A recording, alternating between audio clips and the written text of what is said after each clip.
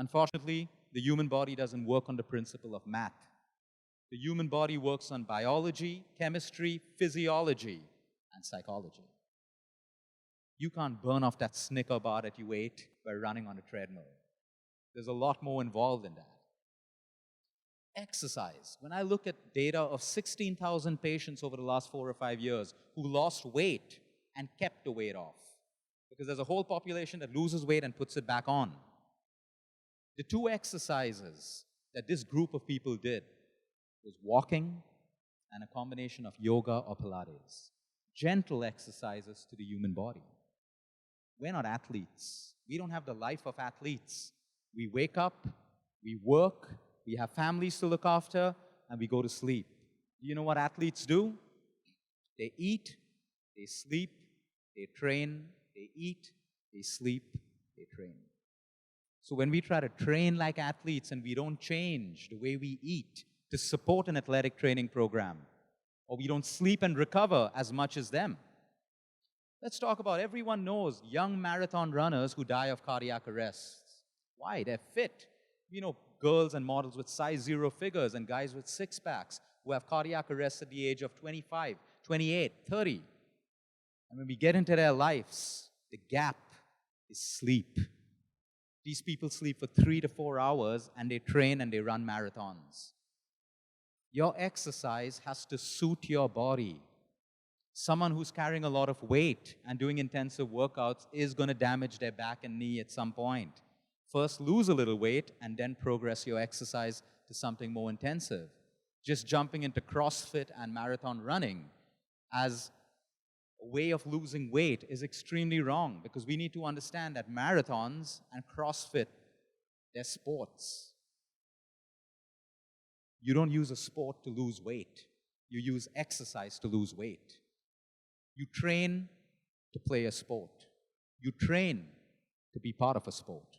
You don't put yourself through a sport thinking that you will lose weight. You may lose a little bit. You may have pictures to put up on Facebook and social media that you finished a 10K run. But the damage that you do to your knees and your back is irreversible, because so many people out there, are training and doing exercise with low vitamin D levels. 1 in 3 people in India I see every day have low vitamin D levels. Now we believe, again, it's a mindset. We believe that vitamin D is equivalent to bone health. It's much more than that. It's your immunity. It's your cholesterol levels. If you have low vitamin D, your body will produce more cholesterol, because cholesterol is required to make vitamin D. So if you have a deficiency of vitamin D3, your liver is going to keep on producing cholesterol, and those levels which go up on your report, and then you're given a statin or a medication, but all you need is vitamin D. Your body's producing excess cholesterol because you have a deficiency of a vitamin. You correct the deficiency, your cholesterol falls in place, and in many cases, you don't need that statin, which is so damaging to your health, so damaging to your neurological functions. No one talks about the side effects of every medication that you take, from a Crocin, paracetamol, to chemotherapy or a steroid. We have to get one thing clear, no matter what anyone says. It's there for you to see in any medical journal across the world. Every medicine you put in your mouth has a toxic side effect on the human body. Be it a Crocin or a paracetamol, let's talk about a most general case of fever or a headache. Take it once in a way, but if you keep taking it as a quick fix, all these drugs that help you with your headaches and fever wipe out calcium, phosphorus, iron, vitamin B12, and magnesium. If you're not replacing that, now you are a potential for a heart problem, because without magnesium, the heart cannot be strong enough. Let's move to antibiotics. So many people are prescribed antibiotics without probiotics. Disastrous to your health. The antibiotic may make you feel better and take care of whatever symptom it's designed to treat, but at the cost of removing all of the good bacteria from your gut. Which is why when you take antibiotics, you start having loose motions, your stomach hurts, and you get cramps. That's because it's wiped out all your good bacteria. And unless you replenish it with probiotics, it's going to destroy you over time. It's going to weaken your immunity. So that's antibiotics. Let's talk about painkillers and NSAIDs. Painkillers, people pop it because they need to continue living life. Every painkiller damages your kidney, damages your liver, wipes out magnesium, vitamin K2, which is important for clotting of your blood, B1, B2, B12, B9, B6, calcium and D3 from the human body.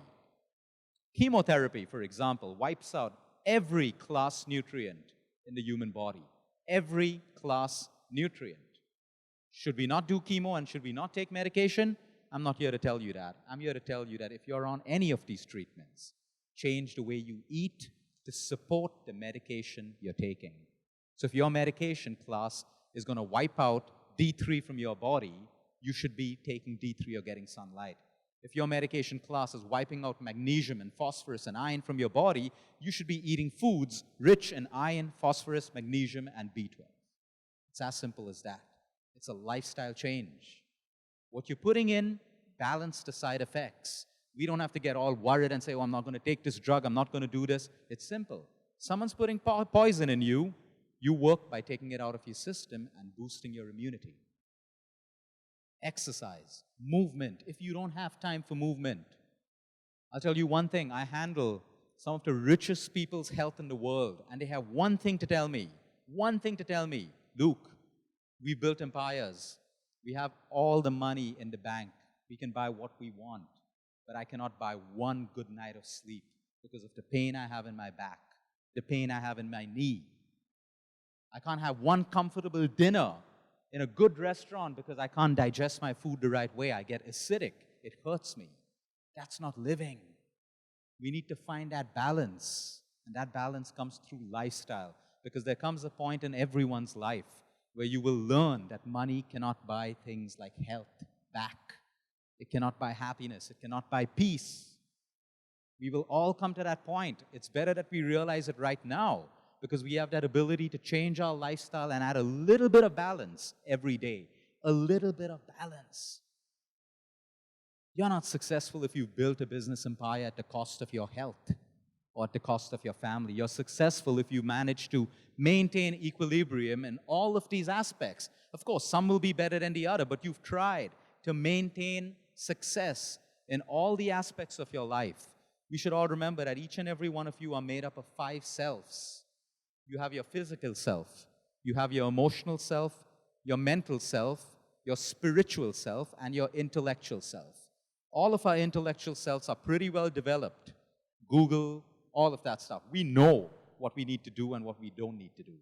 But we lack in the emotional, the mental, and the spiritual self to make decisions, add discipline to our lives, and maintain and implement what we know. So you'll see some of the people with fantastic bodies, but they're depressed in their head.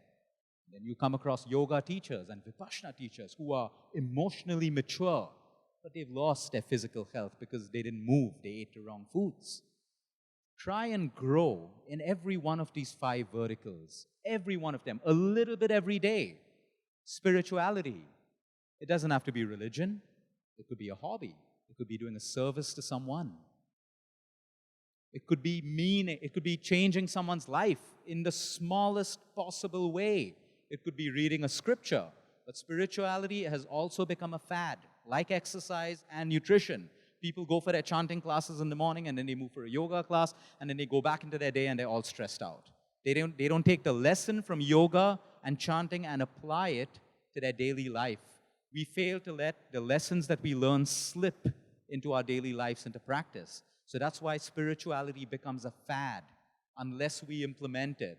Nutrition becomes a fad unless we try to make small changes in the way that we eat. Let's move straight into sleep, the most important ingredient of health. The most important ingredient of health. There is so much that goes on in your body while you sleep. So much. There's a reason why you sleep at night. Your brain produces a hormone called melatonin. Melatonin is the hormone that puts you to sleep. Like right now, we have all these bright lights in our face. The sun has set. The moment the sun starts setting, the brain automatically produces melatonin, which is why many religions across the world prefer that you eat your meals before sunset. Because the body is not in digestive mode when melatonin starts getting produced. The moment melatonin starts getting produced, it's a signal to the human body to prepare you for sleep. But now we have all these bright lights on. And what's compromised? The production of melatonin. That's the world we live in. We can't change it. Most of us are going to be, it's not going to be possible for us to eat our meals before sunset. So what's the lifestyle change that we can make? Try at least not to make your meal so late in the night that it's so close to bedtime. Melatonin is called an anti-cancer hormone. It prevents the proliferation of cancer cells in the human body. While you sleep, women, all of your hormonal balance happens while you sleep. It is not happening during the day. It is happening while you sleep. So if you compromise your sleep, you have a hormonal imbalance. If you have a hormonal imbalance, from PCOD to ovarian issues to mood swings to excessive weight gain in the abdominal region, is all caused by a hormonal imbalance.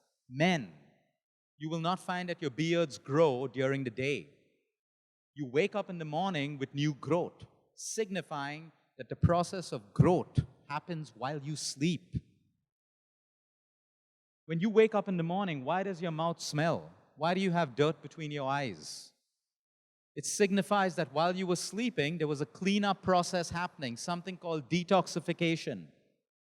You can have all the money in the world to visit every detoxification spa. But let me tell you, the human body has an inbuilt intelligence to detoxify you naturally. We don't need any help from anyone to detoxify if our body is working the right way. But we live in a world like today where the help can, the excess help can help us. So that's the reason why sleep is so important. Now, if you compromise on sleep, let's take an example. You party out on the weekend, you have a heavy meal, you drink alcohol. When you wake up in the morning, why do you feel so heavy? Why do you feel so heavy and sluggish? Because while you were sleeping, instead of detoxification, your body was still breaking down the alcohol and the late dinner that you ate.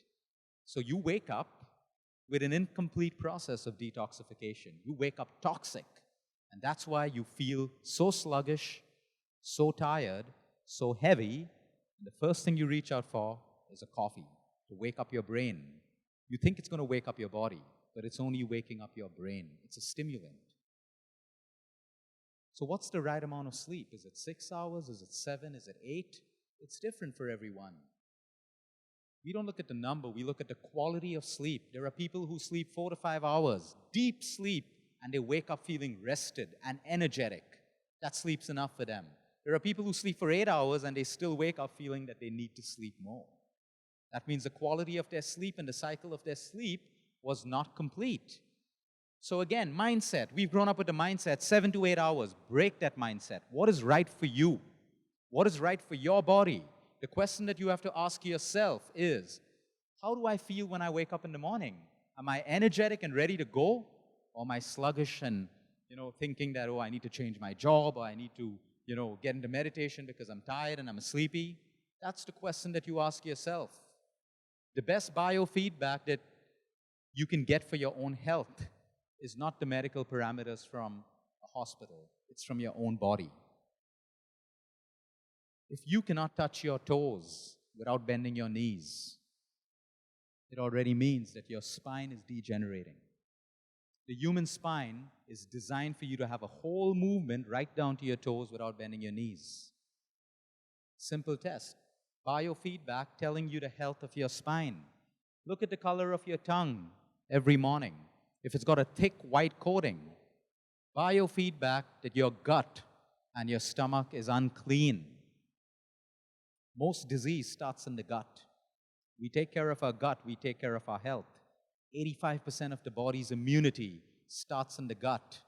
Serotonin, the feel-good hormone that makes us feel good and not depressed, is not made in the brain, it's made in the gut. That's why people going through anxiety and depression, we treat them conventionally through medications for their brain. but the root cause is their gut. You clean their gut so the gut produces the right amount of the happy hormone. And there are chances that you can help a patient of depression and anxiety heal naturally along with their medication. So sleep, adequate exercise, and balanced nutrition. The fourth point, the most important, is stress. And everyone will be saying, yeah, we know stress is the biggest cause of most diseases. What do we do? You see, you can attend all the workshops in the world where people will talk about different ways for you to manage your stress. There's one thing I've learned over my career and experience with people in different cultures across the world. The only person who can take care of your stress is you. If you're looking at the person on the left or right, or your spouse or your kid or your boss to take care of your stress, you are constantly going to be in the same boat. The strength to accept and let go. The only two words that can take care of any stress, think of any problem that you have right now in your life that's stressing you out, any problem. And now apply these two words, easy for me to say, but very difficult to do. Letting go or acceptance. When you master these two words and apply it to your stress triggers, you start evolving spiritually and emotionally. But where does the strength to accept and let go come from? Because it's very difficult to accept and let go. That strength comes from within you. You cannot get it from a better pay package. You cannot get it from a more beautiful woman or a more handsome man. You cannot get it from material things. That strength